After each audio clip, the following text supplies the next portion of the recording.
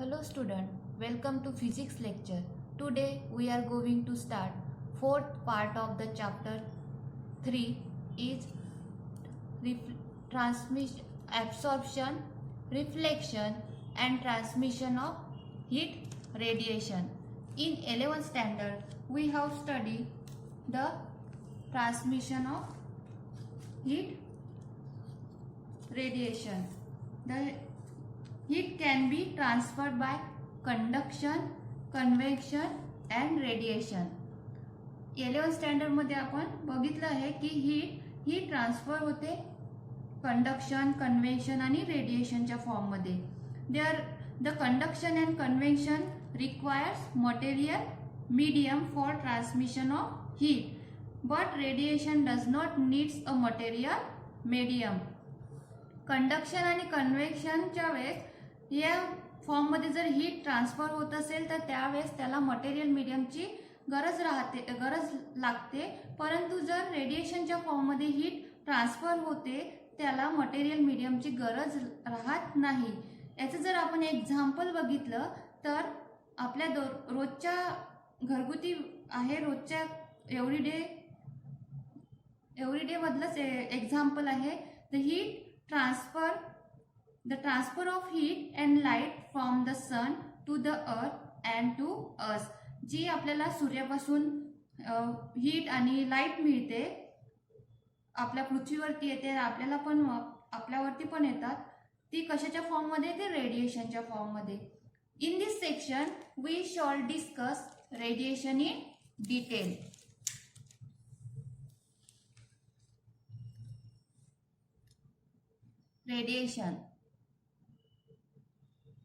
Radiation, it is one mode of transfer of heat. It is also refers to continuous emission of energy from the surface of any body because of its thermal energy. Radiation ही काय आहे? एक मोड आहे heat transfer होण्याचं, आणि ते काय होतात? कंटिन्युअस इमिशन होतात. कशापासून? बॉडीच्या सरफेस वरून, because of its thermal energy. आणि ही कशी एनर्जी आहे? थर्मल एनर्जी आहे रेडिएशन. आता आपल्याला बघायचं आहे थर्मल रेडिएशन. आपल्याला माहित आहे की हीट ही ट्रान्सफर होते कशाच्या फॉर्म मध्ये? इलेक्ट्रोमॅग्नेटिक वेव्हच्या फॉर्म मध्ये. द थर्मल रेडिएशन म्हणजे काय आपल्याला बघायचं आहे? Thermal radiation, the electromagnetic radiation emitted by the body which are at higher temperature with respect to surrounding.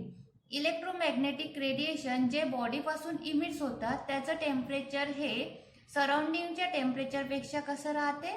जास्त राहते, हायर राहते. त्यालाच आपण काय म्हणू? Thermal radiation. Is called thermal radiation. आता आपल्याला बघायचं interaction of thermal radiation and matter. Thermal radiation आणि मॅटर मध्ये काय इंटरॅक्शन आहे? Interaction of thermal radiation and matter. आपल्याला माहित आहे thermal radiation fall on surface of a object. Some part of the heat energy is reflected, some part is absorb and remaining part is transmitted. जर thermal radiation जर एखाद्या object वरती incident झालं किंवा fall झालं तर काय होते? त्यातला काही पार्ट हीट एनर्जी ही काय होते? रिफ्लेक्ट होते, काही ऍब्झॉर्ब केली जाते आणि काही उरलेली ही ट्रान्समिटेड केली जाते. Let Q be the total amount of thermal energy incident on the surface of an object. आपण काय घेतलेलं आहे? Q इतके अमाऊंट ऑफ थर्मल एनर्जी ऑब्जेक्टच्या सरफेस वरती इन्सिडेंट होत आहे. QA is the heat absorb by the object, QR is the heat reflected by that object and QT is the heat transmitted by object. हेच total amount of energy is equals to काय? QA plus QR plus QT. It is equation number 1. Dividing equation 1 by Q to both side we get. आता equation 1 ला आपण Q नी divide केलं दोन्ही साइडला, तर काय येईल Q upon Q is 1 is equals to Q A upon Q plus Q R upon Q plus Q T upon Q. It is also written as A plus R plus T R is equals to 1, where a small a is equals to qa upon q is equal to coefficient of absorption, small r is equals to qr upon q is equals to coefficient of reflection, tr is equals to qt upon q is the coefficient of transmission. हे काय आहे, ratio आहे. आता याच्यावरून आपण coefficient of absorption, coefficient of reflection, coefficient of ट्रान्समिशनचे definition बघूया. The coefficient of absorption or absorptive power, it is denoted by letter A. It is the ratio of amount of heat absorbed to total quantity of heat incident is. It's called the coefficient of absorption. Coefficient of absorption हे काय आहे, ratio आहे. कशाचा ratio आहे, heat absorb to total quantity of heat incident. किती amount of heat absorb झालेली आहे total quantity of heat पैकी, त्याचा तो रेशिओ आहे, त्याला काय म्हणू आपण, कोएफिशिएंट ऑफ ऍब्सॉर्प्शन. नंतर आहे coefficient of reflection. It is denoted by letter small R. It is the ratio of amount of radiant energy reflected to total energy incident is called the coefficient of reflection. हा पण काय आहे, ratio आहे की किती amount of energy reflect झाली आहे total amount of energy पैकी. It is the ratio of amount of radiant energy reflected to the total energy incident is TR. It is the coefficient of transmission. It is the ratio of amount of radiant energy transmitted to total energy incident is called the coefficient of transmission. हा पण काय आहे, ratio आहे, किती amount of energy transmitted झाली आहे total amount of energy पैकी, त्यालाच काय म्हणतात, कोएफिशिएंट ऑफ ट्रान्समिशन. ह्या तिन्ही क्वांटिटी ए, आर आणि टी आर हा काय रेशिओ आहे थर्मल एनर्जीचा, म्हणजे बघा एनर्जीचाच रेशिओ आहे. त्यामुळे त्या क्वांटिटी काय आहे, डायमेन्शनल लेस क्वांटिटी असेल. त्या क्वांटिटी कशा असेल, डायमेन्शनल लेस, कारण सेमच क्वांटिटीचा रेशिओ असल्यामुळे. आता याच्यामध्ये काही केसेस दिलेले आहे. If R is equals to 0 and A is equals to 0, then TR is equals to 1. जर आपण R is equals to 0, A is equals to 0 हे जर व्हॅल्यू क्वांटिटी 0 असेल, म्हणजे coefficient of absorption and coefficient of reflection जर 0 असेल, तर TR is equals to काय 1 येईल. म्हणजे काय होईल, all the incident energy is transmitted through the object. हे बघा, if R is equals to 0 and A is equals to 0, then TR is equals to 1. त्याच इक्वेशन वरून आलेलं आहे. That is it is perfect transmitter. म्हणजे जितकी amount of energy त्याच्यावरती incident होईल तितकी एनर्जी तो काय करेल, ट्रान्समिट करेल. That is it is the perfect transmitter. त्यालाच आपण काय म्हणू, perfect transmitter. The object is said to be completely transparent to the radiation. तो ऑब्जेक्ट काय करतो, कम्प्लिटली ट्रान्सफर करतो रेडिएशनला. आता त्यावरून आपण डायथर्मलस सबस्टन्सेस म्हणजे काय ते बघूया, त्याची डेफिनेशन बघूया. A substance through which heat radiation can pass is known as diathermanous substances. ज्या सबस्टन्सेस मधून हीट रेडिएशन काय होतात, पास होतात, त्या सबस्टन्सला काय म्हणू आपण, diathermanous substances. That diathermanous substances for diathermanous body TR is not equals to 0. A diathermous body is neither a good absorber nor a good reflector. ज्या डायथर्मस बॉडी असतात त्या गुड ॲब्झॉर्बर पण नसतात आणि गुड रिफ्लेक्टर पण नसतात. आता एक्झाम्पल आपण बघूया डायथर्मल सबस्टन्सेसचे कोणते. Glass, quartz, sodium chloride, hydrogen, oxygen,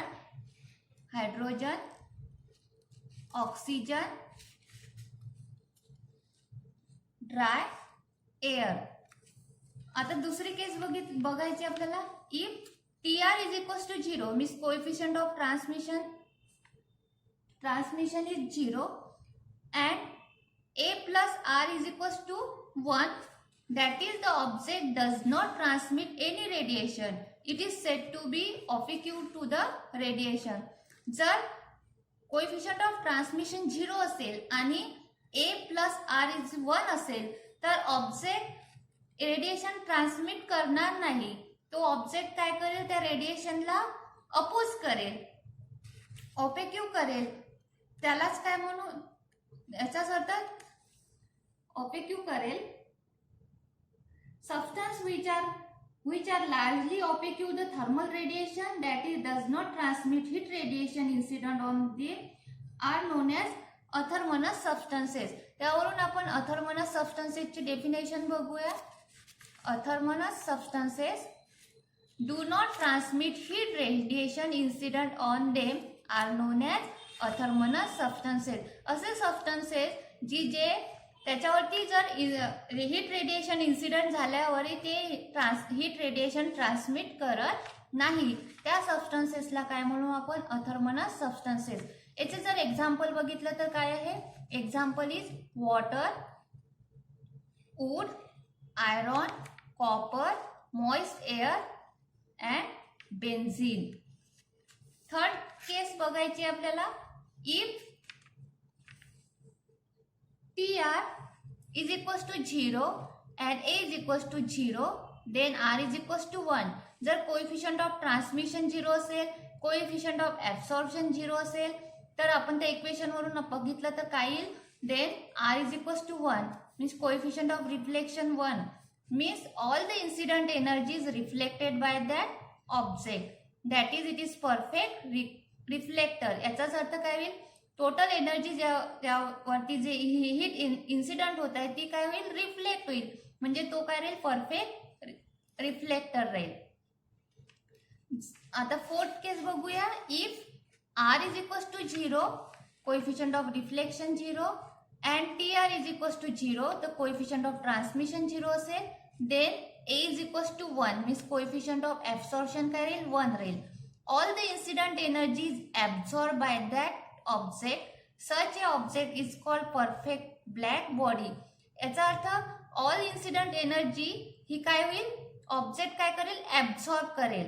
त्या ऑब्जेक्टला आपण काय म्हणू, perfect black body. The value of A, coefficient of absorption, coefficient of reflection and coefficient of transmission TR also depends on the wavelength of the incident radiation. ह्या जे value आहे A, R and TR ह्या incident रेडिएशनच्या wavelength वरती depend राहतात. आता तुम्हाला अथर्मनस substances, डायथर्मनस substances म्हणजे काय हे कळलं असेल. आता आपण बघूया परफेक्ट ब्लॅक बॉडी म्हणजे काय. Perfect black body, a body which absorbs the entire radiant energy incident on it is called an ideal or perfect black body. अशी बॉडी की जी बॉडी काय करेल, त्याच्यावरती जे इन्सिडंट एनर्जी होईल ती पूर्णपणे काय करेल, ॲब्झॉर्ब करेल, त्या बॉडीला आपण काय म्हणू, परफेक्ट ब्लॅक बॉडी. मीन्स याच्यामध्ये कोएफिशिएंट ऑफ ॲब्झॉर्प्शन किती राहील, 1 राहील. फॉर एक्झाम्पल लॅम्प ब्लॅक और platinum black, it is an example of perfectly black body. कारण की लॅम्प ब्लॅक आणि platinum black absorb nearly 97% incident, 97% incident radiant heat ही काय करते, ॲब्झॉर्ब करते. म्हणून ती काय झाली, परफेक्टली ब्लॅक बॉडी झाली. जर आपण याच्यामध्ये जर बघितलं, जर 2 ऑब्जेक्ट आपण घेतलेले आहे, त्याचे टेम्परेचर सेम आहे, त्याचा सरफेस एरिया पण सेम आहे. एका ऑब्जेक्टचा सरफेस हा वेल पॉलिश केलेला आहे आणि दुसऱ्या ऑब्जेक्टचा सरफेस आपण ब्लॅक पेंटनी पेंट केलेला आहे. तर तुम्हाला काय आढळून येईल? Well polish object reflect most of the energy falling on it. जो पॉलिश केलेला ऑब्जेक्ट आहे तो काय करेल? इन्सिडेंट होणारी हीट काय करेल? रिफ्लेक्ट करेल आणि काही अमाऊंट ऑफच एनर्जी काय करेल? तो ऍब्झॉर्ब करेल. आणि जर आपण बघितलं जे ब्लॅक पेंटेड ऑब्जेक्ट आहे ते काय करेल? जास्तीत जास्त एनर्जी रेडिएशन काय होईल करेल? तो ऍब्झॉर्ब करेल आणि काहीच प्रमाणात रेडिएशन तो रिफ्लेक्ट करेल. आपण हे बघितलंच आहे, समजतच आपल्याला की ब्लॅक कलर जास्त हीट काय करतो? ऍब्झॉर्ब करतो. जर आपण बघितलं असेल क्रिकेटमध्ये सुरुवातीच्या वेळेस त्यांचे जे युनिफॉर्म राहत होते क्रिकेट प्लेयरचे ते व्हाईट कलरचे राहत होते. ब्लॅक कलरचे कधीच त्यांचे युनिफॉर्म राहत नाही. का बरं? की ब्लॅक कलर काय करतो? ती हीट काय करते? पूर्णपणे ऍब्झॉर्ब करतात. त्यामुळे ते काय होते? कपडे गरम होते. सहसा आपण बघा उन्हाळ्यामध्ये ब्लॅक कलरचे कपडे घालत नाही कारण की ते हीट काय करतात? ऍब्झॉर्ब करतात. आता आपल्याला बघायचं आहे फेरी ब्लॅक बॉडी. फेरी ब्लॅक बॉडी म्हणजे त्यामध्ये काय आहे? ब्लॅक बॉडी आहे म्हणजे ती बॉडी पण काय करत आहे? पूर्ण अमाऊंट ऑफ एनर्जी इन्सिडेंट होणारी एनर्जी ऍब्झॉर्ब करेल. It consist of double wall hollow sphere having tiny hole or aperture through which radiant heat can be enter as shown in figure. याच्यामध्ये काय घेतलेलं आहे? डबल वॉल होलो sphere घेतलेला आहे. त्याच्यामध्ये एक टायनी होल आहे. टायनी होल किंवा त्यालाच ॲपर्चर म्हणतात, ज्यामधून हीट एनर्जी काय होईल? हीट एनर्जी त्यामधून इन्सिडंट होईल. जसे या डायग्राम मध्ये फिगर मध्ये दाखवल्याप्रमाणे. द स्पेस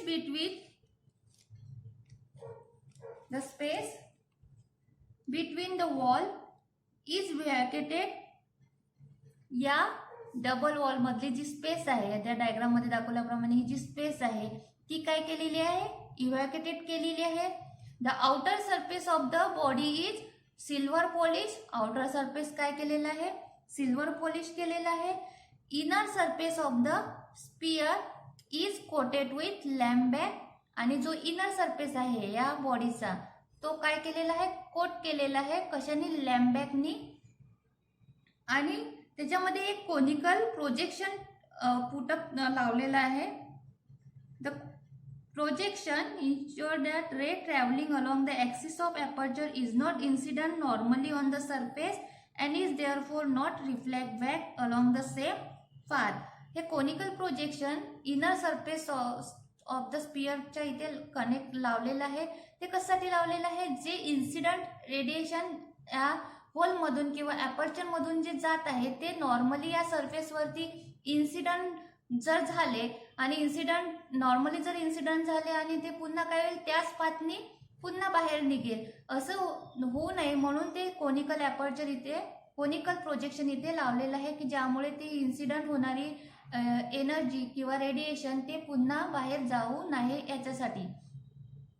आता आपल्याला बघायचं आहे की आता इथून काय होत आहे? या होल मधून किंवा या अपर्चर मधून एनर्जी काय होत आहे? एनर्जी इन्सिडंट होत आहे. ही एनर्जी अशी इन्सिडंट होत आहे. कुठे इन्सिडंट होत आहे? त्या कोनिकल प्रोजेक्शनवरती. कोनिकल प्रोजेक्शनवरती इन्सिडंट झाल्यानंतर ती इथून काय होत आहे? रिफ्लेक्ट होत आहे. ठीक आहे. ती रिफ्लेक्ट होऊन कुठे आली? इधर surface of the wall of the sphere वरती. इथून ती इथे ती इन्सिडंट झाली. इथून रिफ्लेक्ट इथे इन्सिडंट झाली. इथून ती रिफ्लेक्ट झाली इथे आली. इथे इन्सिडंट झाली. इथून ती काय झाली? पुन्हा रिफ्लेक्ट झाली इथे गेली. पुन्हा इथे काय झाली? ते इथे इन्सिडंट झाली. इथून इन्सिडंट झाल्यानंतर पुन्हा ती काय झाली? रिफ्लेक्ट झाली तर पुन्हा इथे गेली. पुन्हा इथून इथे इन्सिडंट झाली. इथून इन्सिडंट झाल्यानंतर पुन्हा रिफ्लेक्ट झाला. म्हणजे इथे काय होत आहे? मल्टिपल रिफ्लेक्शन होत आहे आतमध्ये. a heat ray entering the sphere through a aperture suffer the multiple reflection and is almost completely absorbed inside. म्हणजे जे इन्सिडेंट रेडिएशन जे आतमध्ये जात आहे त्याच्यात काय होत आहे, मल्टिपल रिफ्लेक्शन होत आहे. म्हणजे टोटल जे एनर्जी आहे किंवा हे रेडिएशन आहे ती काय होत आहे, कम्प्लिटली ॲब्झॉर्ब होत आहे आतमध्ये. Thus the aperture behaves like a perfect black body. म्हणजे जे ॲपर्चर आहे ते कसं ऍक्ट होत आहे, परफेक्ट ब्लॅक बॉडी सारखं ऍक्ट होत आहे. असंच वेन्सनी पण एक सिलेंड्रिकल बॉडी घेतलेली आहे with a vertical slit as a aperture. त्यामध्ये त्याने जे ॲपर्चर आहे ते एक व्हर्टिकल स्लाइड घेतलेली आहे. This gives the greater effective area as a perfect black body. जर त्यामुळे काय होईल, greater effective area as a perfect black body आपल्याला मिळेल. आता आपण परफेक्टली ब्लॅक बॉडी म्हणजे काय, फेरी ब्लॅक बॉडी म्हणजे काय, त्याचं कन्स्ट्रक्शन कसं आहे, वर्किंग कशा प्रकारे करतात हे बघितलं आहे. आणि त्याच्या आधी आपण बघितलं आहे की रेडिएशन म्हणजे काय, थर्मल रेडिएशन म्हणजे काय, interaction of thermal radiation with matter, coefficient of absorption, coefficient of reflection, coefficient of transmission. तर तुम्हाला जे काही डाऊट असेल, काही प्रॉब्लेम असेल तर तुम्ही ते मला विचारू शकता. आजचा this is all about this topic. We will cover the next part in new video. Next part आहे emission of heat next part आहे इमिशन ऑफ हीट रेडिएशन. ते आपण नेक्स्ट व्हिडिओमध्ये बघणार आहोत. तोपर्यंत थांबूया इथेच आपण. Bye bye.